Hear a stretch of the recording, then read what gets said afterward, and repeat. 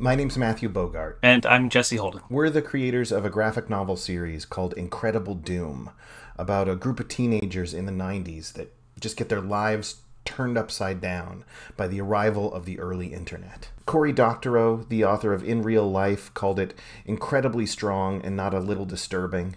There are so many cool tidbits and little bits of trivia and stories hidden inside this comic, and we wanted a place to share them, and so that's what this video is. This is like a director's commentary for the first half of Volume 1 of Incredible Doom.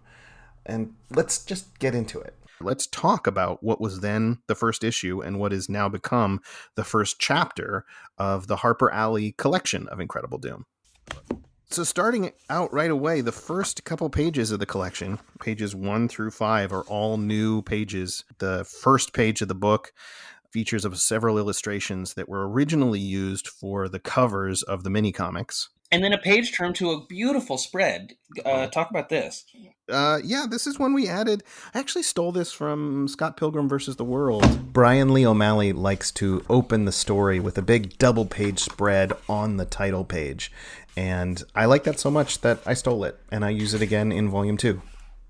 Then when we get to the opening of the story, we see Allison is dragging a big trunk full of magic props into a gymnasium to put on a show with her dad. And this is actually something that's drawn from my life.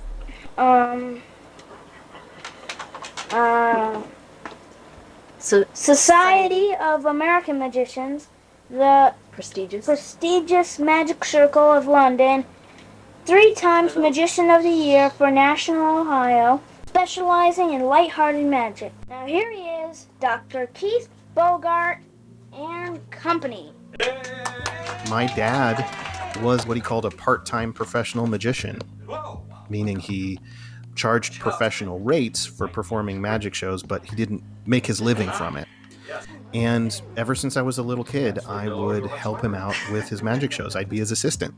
Thank you very much, Mr. Assistant. Let's give him a big hand for helping me out.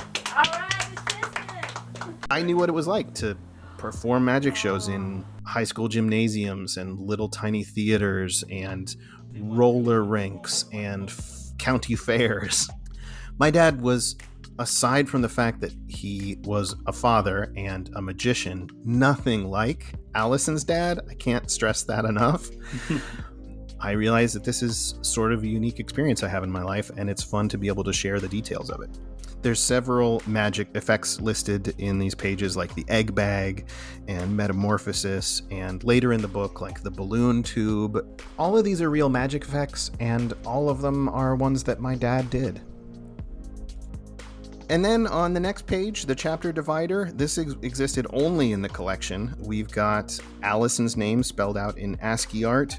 And then along the bottom is a series of numbers that we don't explain, but we can explain here. We like you guys so much, we're going to let you in on this one. This is Allison's Geek Code. Geek Code was this way of conveying to other users of the internet what you were like or what your interests were, using this really specific series of letters and symbols. You might include it in the signature of your email or on the bottom of a BBS post. It's almost like a self-report card on like both like kind of creative cultural interests and like pursuits and stuff, as well as kind of a lot of technological, like here's how I score my acumen in this area or that area. Yeah, so to pick one example, if you were really into Star Trek, you'd write the letter T, which all the geeks would know stands for Star Trek, and then you'd write plus plus. If you were mildly into Star Trek, you might write T and plus. If you were neutral on Star Trek, you might write just the letter T. If you disliked Star Trek, you might write T minus. And if you hated Star Trek, you might write T minus minus. So we don't describe in the book what this is, but you can put in these letters into various different Geek Code decoders and see all of Allison's attributes and all of Samir's and all of Richard's. Then Allison, we cut to several years later, and Allison is at home in her bedroom reading a book.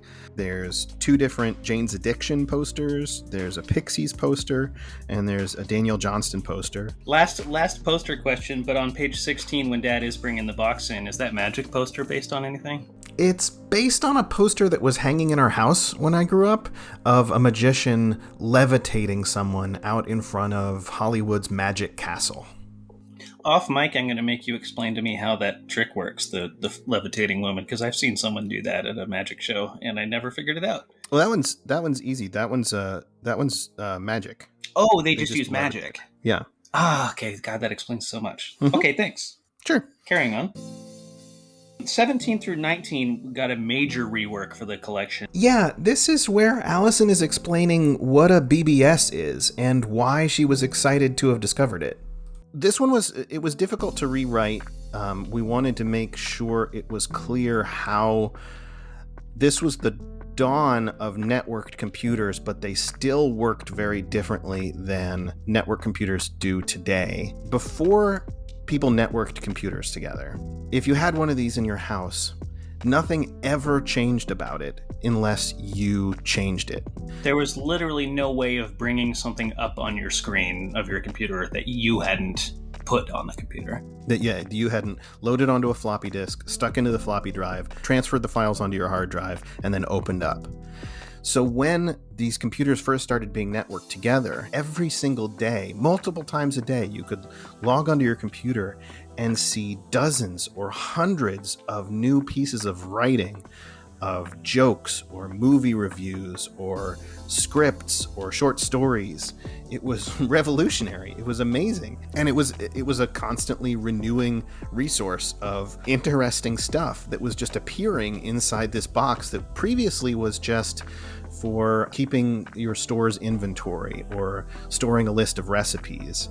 All of a sudden now it was alive. Yeah, and something that was important to establish here is that it wasn't one person dialing into the global network that all computers were a part of, but it was still these little kind of hubs and little miniature networks without the grand interconnectedness of what would later become the internet. It was local. I remember being a real challenge on how to write this because it has to be in the voice of someone for whom this is the grandest, most interconnected they can imagine a computer being, for an audience who is looking backward and thinking of this as way less interconnected as what they may assume Allison is dialing into here.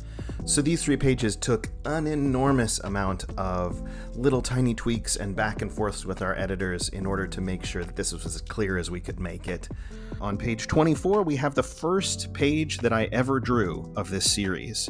Originally, this page was going to be the first page of the issue. We were going to start with Allison in bed, being woken up by her dad. The events with the rabbit were going to happen, and then she was going to run away with Samir and sit down in a park with Samir and tell him the story of how her dad locked her in a trunk during a magic show once. I decided that we should focus this entire issue on the untenable situation that Allison is in. And if we were going to do that, showing Allison trapped in that box was the best place to start the chapter. Several things that inspired how this plays out in this whole sequence was an experience I learned about from a friend whose stepdad would have these manic states, and at one point woke him up in the middle of the night and dragged him into the kitchen and had him all bleary-eyed in the middle of the night, chop up this fish that he was just slamming this big butcher knife on this fish, and then his stepdad threw it in the oven, and the next morning the kid wakes up, there's just charcoal fish that's been cooking for the last 7 hours in the oven and stuff. So I always kind of wanted to get to the core of what was driving Dad to be this pretty horrible, abusive person. And one of the things I came to was my kind of layman's understanding. I'm not a psychologist, I'm not a mental health professional, neither of us are. My dad is, but is that he's struggling with this kind of borderline personality disorder situation. He is kind of a product of the culture of his youth in which men don't really ask for help with that sort of thing. So I think that Dad has these mental health struggles kind of off the page. And the way they manifest is what used to be called manic depressive. He's kind of like somber and grim in some pages, and then he flies into these manic states, and we kind of see one of these manic states here. Yeah. Hopefully those conversations allowed us to make someone who feels terrifying also feel real. So then, moving on, there's a giant fireball that erupts out of nowhere. I remember my dad excitedly calling me out of my room and coming to the edge of the stairs in my house, and Dad was standing on the landing and him saying, "Watch this," and then him shooting 2 fireballs out of his bare hands. And me being both sort of amazed and terrified because our landing wasn't huge and not a place that you should be shooting fireballs. He has a ball of fire that shoots out from him, which frightens Hoppy, and he throws Hoppy across the room. Hoppy is also something that comes from my real life. We had a series of dwarf albino rabbits. You have to use a certain type of rabbit. You have to use a dwarf rabbit in order for it to be small enough to fit inside the magic props that it needs to go into.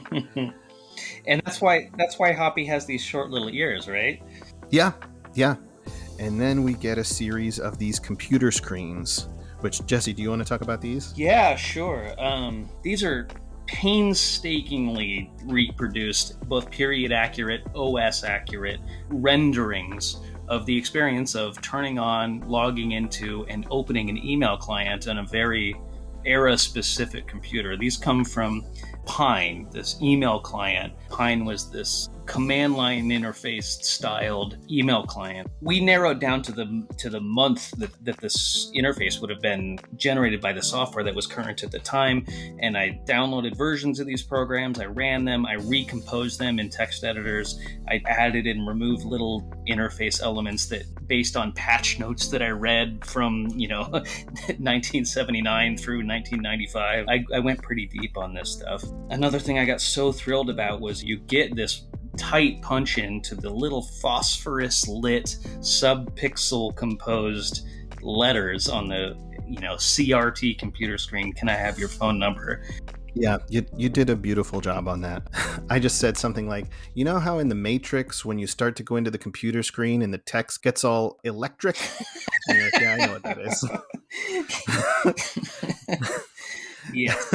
and I was like, do you think you could do that? And he's like, and you're like, I can do that. Yes. I am just remembering too, it took a fair amount of thought for me to figure out how I wanted to portray what was on computer screens. Because if you notice, you very rarely see a drawing of a computer monitor with anything depicted on the screen. Every time you see the text that's on a computer screen, it's almost always taking up the entirety of its own panel. And this was the first time that we did that. Whenever I draw text that is meant to exist in the world, for instance, a character passes by a sign that has some writing on it, I tend to want to have that text be hand drawn as opposed to typed out on a computer and then inserted into the drawing. But that wasn't going to work for the computer screens. Their defining characteristic is how inorganic they are.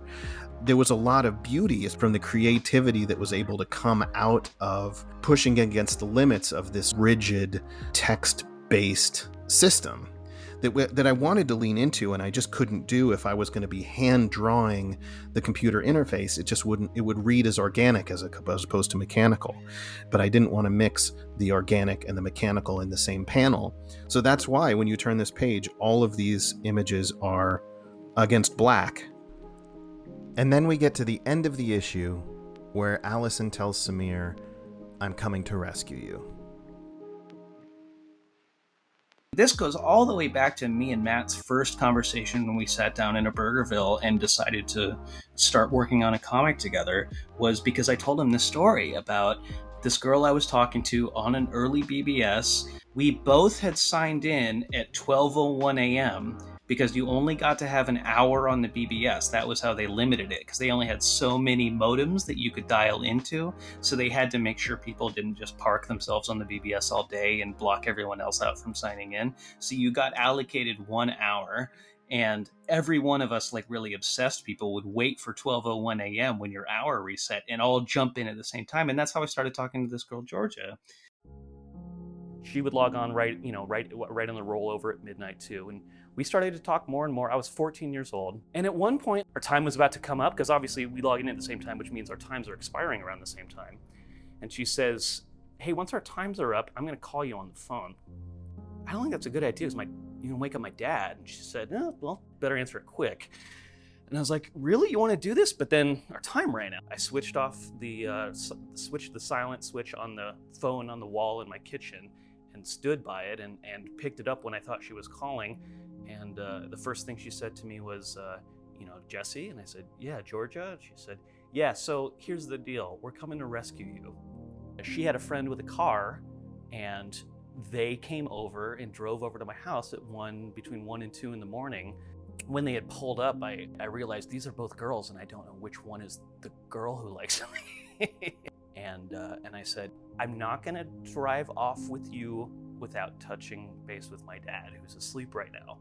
I don't think he's gonna be real happy if I wake him up at 3 in the morning. We'll just quietly hang out, and then he will wake up on his own, and I will say, here's my friends. If it's all right with you, I think I'm just gonna abscond with them.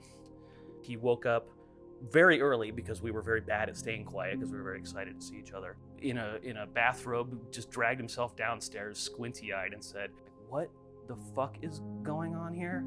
Well, these are some people, they're from the next town over. We were talking on the computer, and they just want to hang out a little bit. So I was gonna jump in their car and take off. I'm 14 years old. And he just kept asking the same questions, because it wasn't quite clicking. Like, where the fuck? He went to sleep, and his son was in the house, and he woke up, and his son and 2 girls were in the house, and he wasn't quite able to make that connection. But ultimately, for reasons I'll never understand, he says, have fun, call me when you get there. And so I pile into the back of the car with these 2 girls and disappear into my new adult life with what would turn into my first girlfriend.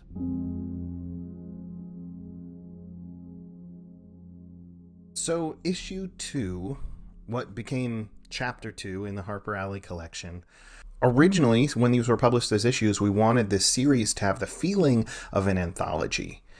So if we were going to do that, we needed to establish that right away. So issue 2 doesn't have Allison in it, or Samir, who we saw at the end of issue 1. Issue 2 is about Richard.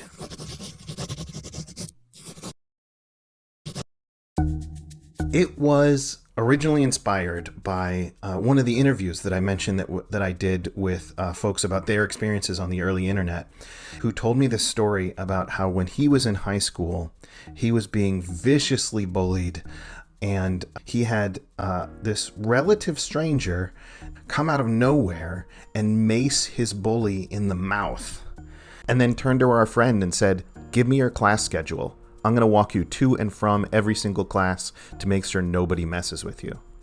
It's a real life story, and it was so incredible that I was like, oh gosh, we've got to do something inspired by this. So with that established as the inspiration, let's just go through the book scene by scene and talk about things that people might find interesting. Right off the bat, on the first panel, there's a bit of trivia, which is, this is, in the background, Tina's first appearance. Tina, you'll see, appears here and there before she kind of makes her grand entrance near the end. She asks BBS's to say, you're into this too? We cut back to Richard's house. There's a line of dialogue coming from the TV that is actually a line taken from the pilot episode of the TV show Wings. No pun intended. Trivia! That leads us into pages where there are rigid computer-looking fonts. We tried our best to lean into that. Almost every line of every BBS screen has like quirky little in-jokes and references. MOTD is message of the day, something you would be shown when you first logged into a BBS like this. Don't panic, obviously, is a Hitchhiker's Guide to the Galaxy reference. The sysops, the administrators, the systems operators, Ditto and Altair, those are references too. But And Richard's name being Rad Richard just felt like the ideal kind of like self-back-patting by a terminally dorky kid. But he's logging into here's a piece of software called PC Board, which was a pretty standard above board BS hosting software that is in contrast to what you'll later see Tina has set up in her basement. Accurately nerdy to a fault. As usual. So then moving on, there's a couple panels and pages here that I redrew for the collection just because I was a better artist a few years later. And then a cameo that people might not have missed in the background. That's Tina and Gerbil and Third Space, who we later find out all live at EVOL House. Richard posts a message in his old BBS. We get a reference to Edgewood Road, which was near where I grew up, and a reference to Larson Electronics, which is my nod to a cartoonist named Eric Larson, whose work just amazed me at the time that this story took place.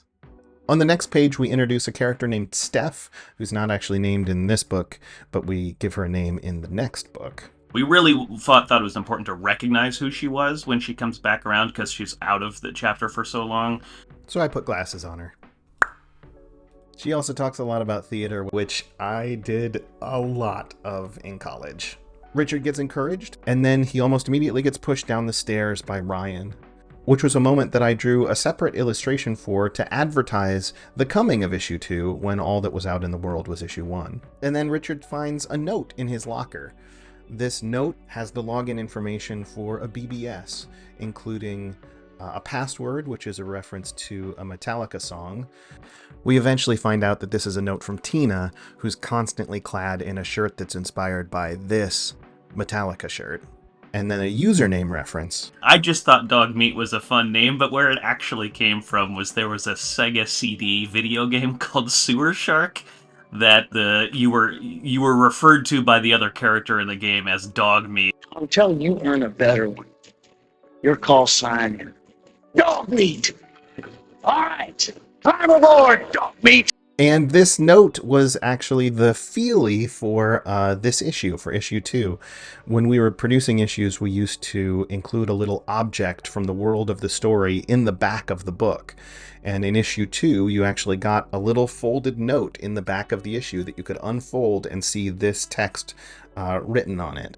But Richard takes this note home, he uses it to log in to a BBS, and we made another change here from the original minis, which was originally the glimpse that you see of the EVOL BBS was a little tiny panel, and we decided to make a full-page spread. It's fun to draw a contrast between the two different scenes you had going at this time. The BBS that Richard dials into earlier is a very kind of like above-board, friendly chat space, supported by the local library.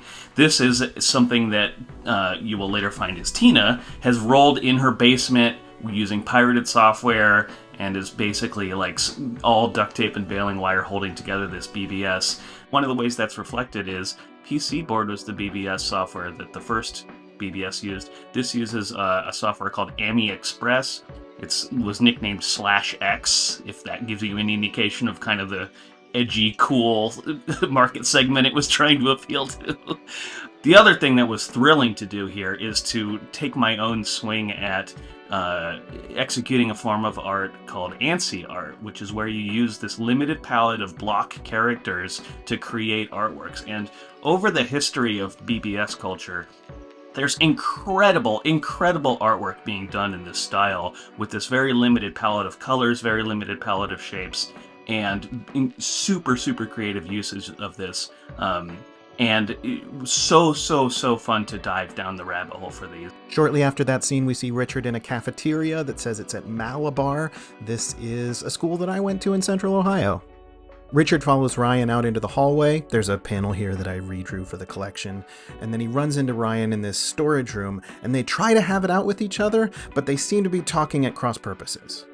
I wanted there to at least be a little bit of a hint that there's a greater story there, that there is more behind that for Ryan, and that he probably thinks he's justified in one way or another. And that comes from some reflection I did on my high school experience as well. Obviously, I never pushed anyone down any stairs or anything like that, but the bully is the good guy of the bully's own story. And I love adding little lines that hint at a deeper world that you are not necessarily privy to. So then Ryan tackles Richard. Tina comes running out in a few pages that I completely redrew or added to. She maces Ryan in the mouth. She goes running off. Richard goes running off to get the nurse. And then we see him smile, and he sends his class schedule to Tina. We end with this quote from Kurt Vonnegut, referencing the beginning of the chapter when Richard first arrived at school. "It is a very mixed blessing to be brought back from the dead." This quote is from a book called Palm Sunday, in which Vonnegut, who describes himself as a Jesus-worshipping agnostic, was actually giving a sermon in a church on Palm Sunday. He ended that sermon with this line: "I thank you for your sweetly faked attention."